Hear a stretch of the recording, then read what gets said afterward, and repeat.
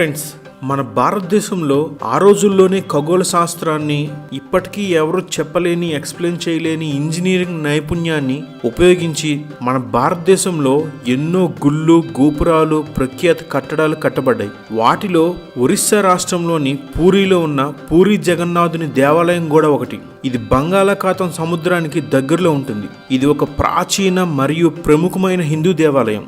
ఈ గుడి కట్టిన అప్పటి నుంచి ఇప్పటి వరకు ఎన్నో వింతలు ఈ గుడిలో ఇప్పటికీ జరుగుతూనే ఉన్నాయి. అవి సైన్స్కి అందకుండా చాలా మందిని ఆశ్చర్యానికి గురిచేస్తున్నాయి. అవేంటో ఒకసారి చూద్దామా?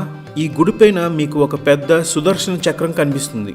ఆ ఊర్లో మీరు ఎంత దూరం వెళ్ళినా ఆ చక్రం వైపు చూసారంటే అది మీ వైపు తిరుగుతున్నట్లు కనిపిస్తుంది. ఆ రోజుల్లో ఏ టెక్నాలజీ ఉపయోగించి ఆ చక్రాన్ని అక్కడ పెట్టారో ఇప్పటికీ ఎవరు చెప్పలేకపోతున్నారు. అదేవిధంగా జగన్నాథ స్వామి టెంపుల్ పైన ఒక పెద్ద జెండా ఉంటుంది. మామూలుగా గాలి ఎటువైపు నుంచి వీస్తుందో దాన్ని అనుసరిస్తూ జెండా ఊగుతుంది. కానీ ఈ జెండా దానికి పూర్తిగా వ్యతిరేకంగా ఆపోజిట్ డైరెక్షన్లో ఎగురుతూ ఉంటుందంట.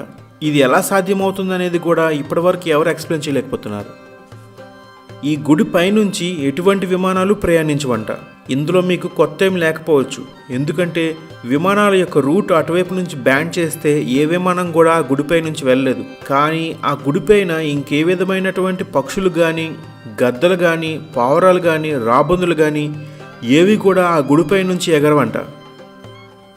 మామూలుగా మనం సముద్రంలో ఆటుపోట్లను చూస్తుంటాం. అంటే ఉదయం నుంచి సాయంత్రం వరకు సముద్రంపై నుంచి వచ్చే గాలి భూమిపైకి వీస్తుంది. కానీ ఈ పుణ్యక్షేత్రం దగ్గర గాలి మాత్రం సముద్రానికి ఆపోజిట్ డైరెక్షన్లో వీస్తుందంట. ఈ పూరి జగన్నాథుని యొక్క గుడి ఆవరణలో చేసిన ప్రసాదం సంవత్సరం అంతా కూడా పాడవకుండా ఉంటుందంట. ఇలా వండిన ఈ ప్రసాదం సుమారుగా 2000 నుంచి 20 లక్షల వరకు ప్రజలకి పంచొచ్చంట. అలాగే ఏ రోజు కూడా ఈ ప్రసాదం ఎక్కువ అవ్వకుండా, అదే విధంగా తక్కువ అవ్వకుండా, వృధా అవ్వకుండా ఆ ప్రసాదాన్ని కరెక్ట్గా వండుతున్నారంట. ప్రపంచంలో ఏ గుడిలో లేనట్టు ఇక్కడ ప్రసాదాన్ని వింతగా 7 మట్టి కుండల్లో పెట్టి వండుతారు. ఈ 7 మట్టి కుండలు ఒకదానిపైన ఒకటి మొత్తం నిల్చుండబెట్టి క్రింద అగ్గి పెట్టి వండుతారు. కానీ అగ్గి కింద ఉన్నా సరే మొదటగా 7 పైన ఉండే కుండలోని ప్రసాదం మాత్రమే ఉడుకుతుందంట.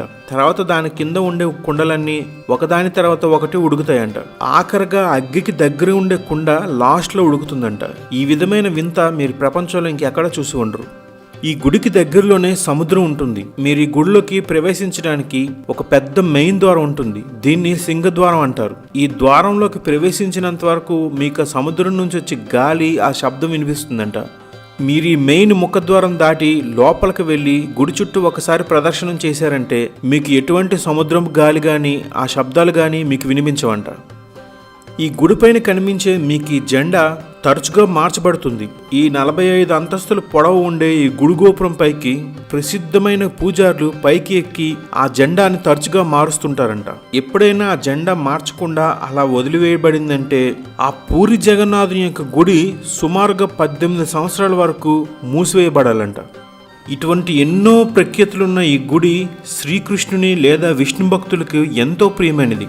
ఈ దేవాలయంలో శ్రీకృష్ణుడు, సుభద్ర మరియు బలరాములు దర్శనమిస్తారు. ప్రతి హిందువు తన జీవిత కాలంలో తప్పక దర్శించాల్సిన చార్ధాం పుణ్యక్షేత్రాల్లో ఈ దేవాలయం కూడా ఒకటి. ఈ దేవాలయాన్ని 1078 నుంచి 1148 సంవత్సరాల మధ్యలో నిర్మించారు. ఈ వీడియో మీకు నచ్చినట్లయితే నా వీడియోని షేర్ చేయండి లేదా లైక్ చేయండి. రెగ్యులర్గా నా అప్డేట్స్, నా వీడియోస్ మీకు కావాలంటే మాత్రం నా ఛానల్ని తప్పకుండా సబ్స్క్రైబ్ చేసుకోండి.